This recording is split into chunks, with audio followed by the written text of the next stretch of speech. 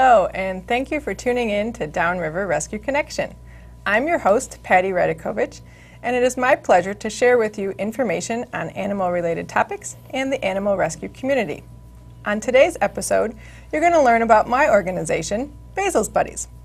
Basil's Buddies is a 501c3 not-for-profit animal welfare organization. On the last episode, I told you that we like to work both sides of the rescue equation. So while we do some traditional rescue, as well as some specialized rescue, which you'll hear about in just a few minutes, we also provide programs, services, and resources to help keep pets with their people so the pets don't end up in the shelter system. As you can imagine, running a nonprofit organization, let alone one that has animals, takes a lot of work, and I certainly can't do it all by myself. So today I have brought on three wonderful people who are really at the heart of Basil's Buddies and have helped to keep this organization running. Not only do they provide behind-the-scenes administrative work that helps to keep the organization running, but they also work in front, out in the trenches, working one-on-one with the animals, as well as interfacing with the public. You're going to meet one of those later in the show, but for right now, I'd like to introduce you to two wonderful women that I am proud to call not only fellow board members, but also my close personal friends. So I'd like to introduce you to Julia Funds, who is the Vice Chairman and Adoption Coordinator for Basil's Buddies, and Dr. Lucretia Greer, who is Basil's Buddies Medical Coordinator. So thank you guys for coming on the show. Thank you for having us. Thank you for having us. All right, Julia's going to be answering questions a little bit later about our adoption program, and Dr. Greer is going to be talking about the different veterinary services that we provide to the public. But first, I want to answer some questions that were submitted by you, the viewers. Before each episode, I am going to post to our Facebook page the upcoming guest for our show. And then you'll be able to submit questions that I can ask the guest on the air. So today's questions comes from one of our biggest fans and also one of our most awesome volunteers, Mary G. So everybody say, hey, Hi, Mary. Hi, And we'll say hi to Slade, too, the little helper that comes along. Slade. And Mary asked two questions. She asked, how did Basil's Buddies get started? And who is Basil? So I'll answer those questions first, and then I'll turn over the show to Dr. Greer and Julia. So Julia and I met many moons ago. We were actually on the board for another rescue group, and we just decided that it wasn't a good fit for us. So we vowed that one day we would start our own rescue.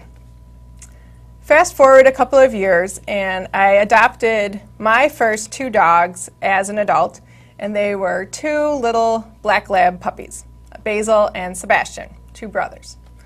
I had the dogs for a while, and actually when I first met Dr. Greer was when Basil broke his leg, unfortunately. And I went to take him to my regular vet. She wasn't available, and in walked Dr. Greer. And since then, she's been treating all of my medical misfits, and we have developed a close friendship. So unfortunately, Basil passed away from cancer unexpectedly in 2006. And shortly after that time, I told Julia, you know what, I think it's time. I think we need to start the rescue. And she said, yep, you're right, let's do it. So I went out to Best Friends, which is the largest animal sanctuary in the U.S. out in Utah, and I trained with them. And we came back, and in 2009, we started Basil's Buddies. Now, we did something a little bit different. We went against the conventional wisdom at the time, and conventional wisdom says don't have a vet on your board because it could cause a conflict of interest, or you're going to meet philosophical differences which you won't be able to encounter or to overcome. But Julia and I said, you know what, we know Dr. Greer, she's really great, we think it'd be in our best interest to ask her to be on the board. So we did, and it's probably, we'd agree, that's one of the best decisions that we made because we are able to do so many more things with Dr. Greer's assistance. And so I'm going to talk to you guys right now about the different programs and services that she helps bring to our rescue group. So, Dr. Greer, one of the things that we offer is a low-cost vaccine clinic to the public. And that was actually your idea. Julia and I resisted at first, and you pushed us into it. So tell us, why did you think that having a low-cost vaccine clinic would be a good idea? Well, having a low-cost vaccine clinic was important because there's so many pets that go unvaccinated because people just can't afford, routine veterinary visits and veterinary care. And there's more animals and more, stray animals that could be in a home, and they could be very wonderfully cared for if there were some assistance to, help people to care and keep up with routine things. We see a lot of things like parvovirus, bordetella, rabies. Legally, the Michigan law requires the rabies vaccination be done every 3 years, and some people just can't afford to keep up with them, the cost of the vaccines. More importantly, there are some people who choose to purchase vaccines from like the feed stores and things like that. And in terms of like the quality of the vaccines, it's a lot of question and concerns. We see a lot of vaccine reactions when people choose to use those types of vaccines. So the idea was to be able to offer good, high quality vaccinations that that they could get if they were done at a veterinary clinic, but at a secondary source, like a low-cost clinic. So it's a way to give back to the community veterinary service and some veterinary care without them having all the expenses that come with a veterinary visit. So it's not ideal, and we always recommend that you, especially if there's a problem, that you seek veterinary care. But for the healthy animals and routine, and to keep pets current, so dogs can get licensed and people are able to have their pets without all the additional expense, it's a way to give back to the community. So. Well, can you talk a little bit about the vaccines themselves? Because we advertise that we have high-quality, non-adjuvanted vaccines, and a lot of people don't understand what an adjuvant is and why it would be important to have a non-adjuvanted vaccine, and why we chose to do those vaccines instead of cheaper ones. Yes, that's a very important thing. A lot of animals that have reactions to vaccines have them because of the adjuvants added to the vaccine.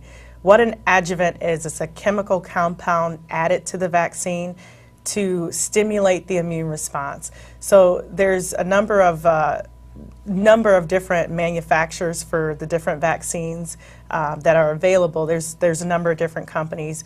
It is less expensive for some pharmaceutical companies to use less of the actual agent that you're vaccinating for and add this chemical compound that actually can help to stimulate the immune response so that the patient develops immunity as if they had the pure vaccine. Some of those compounds can be dangerous. There's links with cancer, different vaccine sarcomas and things like that, and it's not ideal.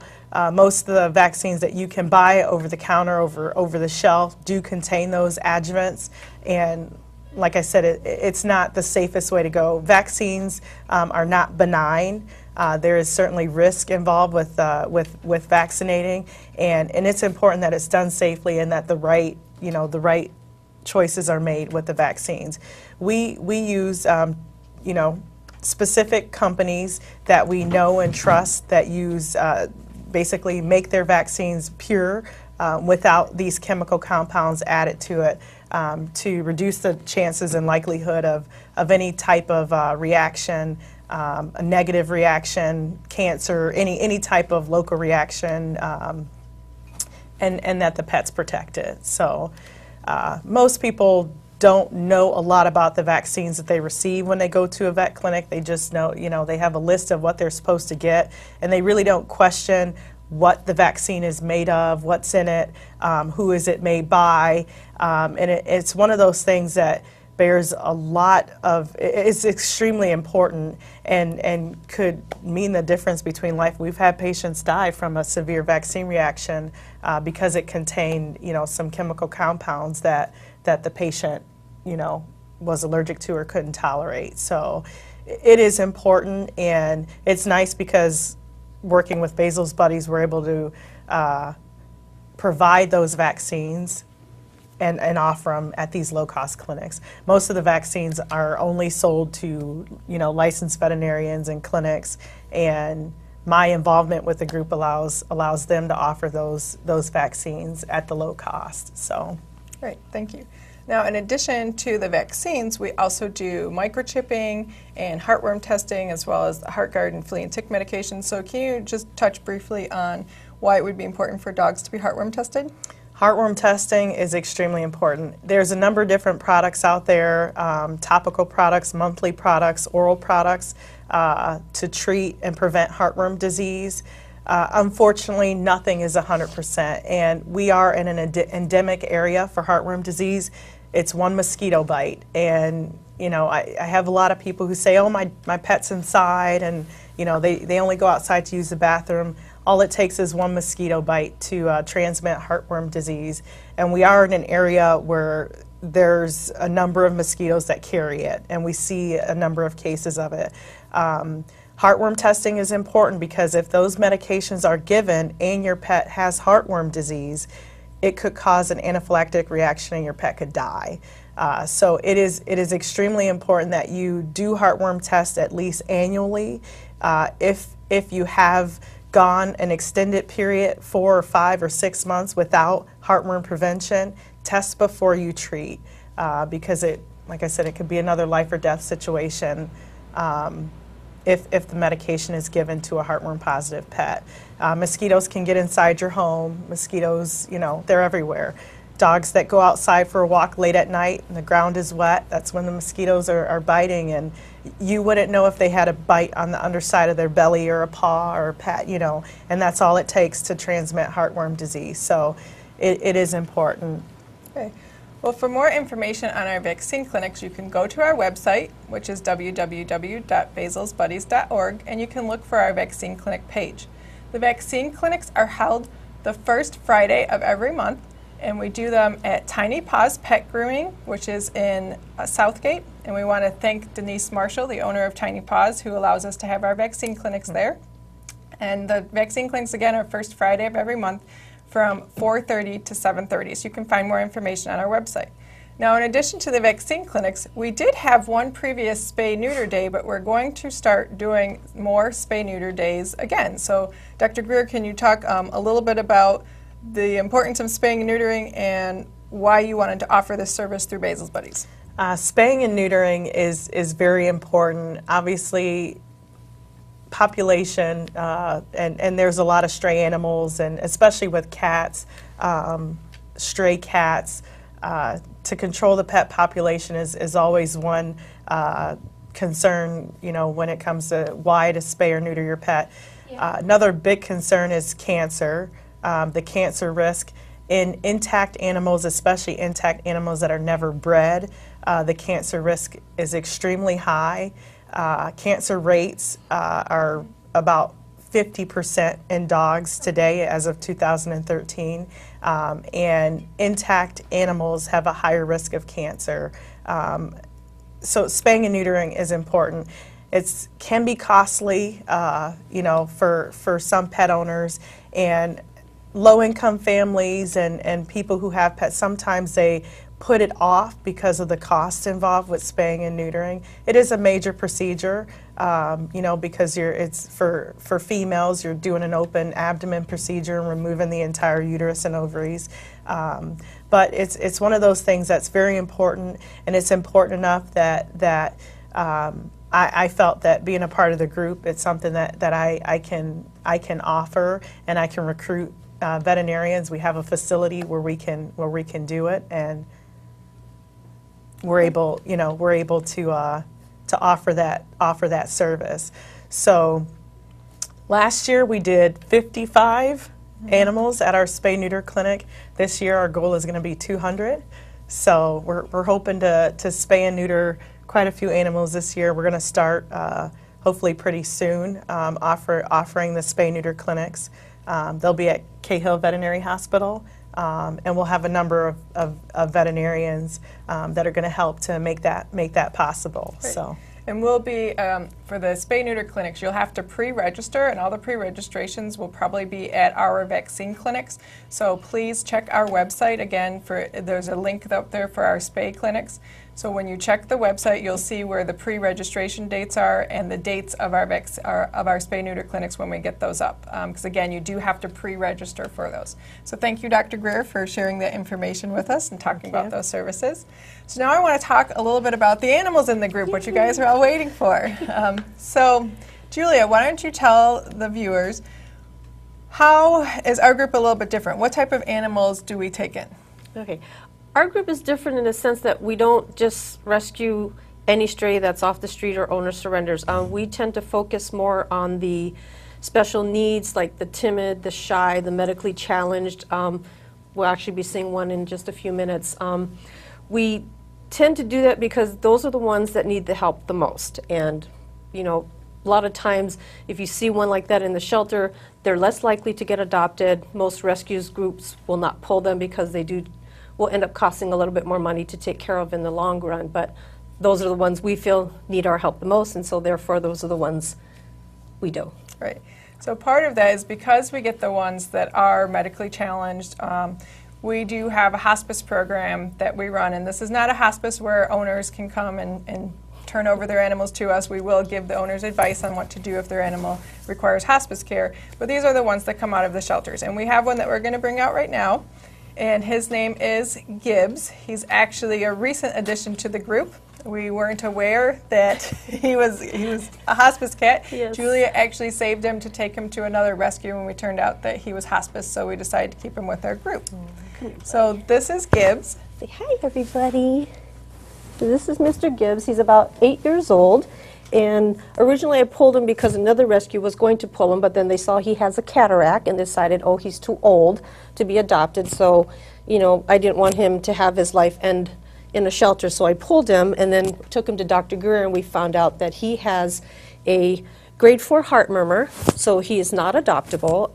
We're hoping to keep him healthy and happy and spoiled until, you know, his time comes, but he will be very well taken care of, and, you know, he's in our hospice program. Say hi, everybody. He's doing really good. So yeah, that's Gibbs representing our hospice program today. Yeah. So Julia, if you can tell the viewers a little bit, what's our application process like? So if somebody saw an animal online, on Pet Finder, or if they went to our website, or if they saw one inside the store, what do they do? Okay, we do have an application process. We do ask people to fill out the application. It's a two-sided, two-page application. A lot of people say, wow, it's like adopting a child. Well, yes, these are our children. So it is, yes. We do require the application. Once the application is complete, usually if you're at an adoption event, we can usually give you an answer right there and then.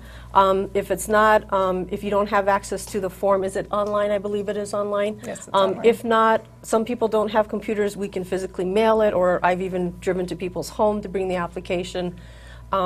Those type of situations, usually we'll ask people to give us about maybe 2 or 3 days to have a response back, but normally it usually doesn't take longer than that. So once it's approved, then we set up a meet and greet. We don't like to do the meet and greets before the application process is completed, because if the animal is not a fit for your family, or your family is not a fit for the animal, then there's no sense stressing the animal out into a car ride to do a meet and greet. So we kind of do it a little bit different than other groups. Great. So I would like to bring out some of our adoptable animals. This first one that we're bringing out, this is Tanner. And Tanner has been with our group for a while. So Julia, why don't you tell Tanner's story? Tanner, I actually pulled Tanner from a local shelter when he was 6 weeks old. Again, he was one of those medically challenged ones that probably would not have made it out of the shelter. He had a severe eye infection in his right eye, and he is now 2 years old. So he's been through a lot. The eye infection almost cost him his life, but he's a real trooper, and as you can see, he's happy, healthy, and spoiled rotten. We call him Tanner the Clown because he does, if you hold the treat up, he'll actually twirl like a ballerina. I always tease him one day I'm going to buy him a pink tutu and put it on him, and he also sits kind of funny. And this is actually Tanner's second TV appearance. Tanner was on another show that we were invited to do a while ago. And there's really nothing wrong with Tanner. He would make a great cat. It's just one of those things. We brought him in again because of the medical issue. And, you know, he just needs to find the right home. Hopefully somebody watching will be interested in Tanner. And he can get adopted. We can keep him out here if you think he'll sit. I think he'll sit. Yeah. All right, and then we're going to bring out. You want to give the cats, Dr. Greer? Oh. We're going to bring out the next one, and actually Diane's going to bring out this cat. This is the other volunteer that I was talking about that I want to introduce you to. This is Diane Terrell, and she is one of our foster moms, a really great foster mom, and this is her baby here, Pangur Ban. So Julia's going to tell you a little bit about Pangur. Okay. Well, Pangur's about 2 years old, and she was a rescue. She was found as a stray and not in very good condition. And Diane has lovingly, you know, brought her back to health and, you know, made sure that everything is taken care of, and she's now up for adoption. She sort of has a nickname. I think Patty came up with one. We call her the Sweet Tart because she's a little sweet and a little sassy. And it's a perfect fit, but if you're interested in Pangur, you know, just feel free to get a hold of us, and we can set up a meet and greet once the application process is completed. And Pangur's a little nervous in the studio, so we're going to put her back. Yeah. Or actually, maybe she wants Julia to hold her. Nope. No, Pangur wants to go back into her carrier. So those were just a few of the adoptable animals that we brought with us. And can you talk about a few of the other ones that we have available? We have Jackson. He is approximately 2 years old. He's a domestic short-hair male, very loving. He was actually rescued from the streets of Warren, extremely skinny. You picture a walking skeleton, skin hanging off bones, and that was Jackson. I'm happy to say with a lot of good groceries, he is now a happy 12-pound kitty. And we also have Butch and Sundance that Diane also fosters. They are 9 months old now. 9 months old, they're brothers. Extremely sweet, playful, loving, and who else do we have? Well, we have Fern, but she'll be on a different show. Fern has some issues that we're dealing with first. Yes, those are another type of animals that we deal with, the behavioral type of issue kitties that we rescue. Yeah. So these are some of the ones that we have available right now. And people have asked us before, are you an all-cat rescue? Because we haven't seen any dogs lately. We do rescue dogs, just right now we don't have any with us. And like I said, you know, we do specialized animals. The animals tend to stay with us a little bit longer, and so it does end up costing a little bit more money for us to care for the animals because they do have medical conditions and they're staying with us longer. So we bring in animals as our funds allow. So thank you, Julia, for telling us about the animals. So if you are interested in any of the adoptable pets that we might have, you can go to our website again at www.basilsbuddies.org. Or you can visit our Pet Finder page and you can see the adoptable animals that we have out there. Now, in addition to the vaccine clinics, the spay-neuter clinics, and the adoptions that we have, we also do a few more services for the public. We have a pet food bank for low-income individuals. And with this food bank, basically we're trying to help people who otherwise can't afford food and are facing the decision to give up their animals. We don't want them to do that.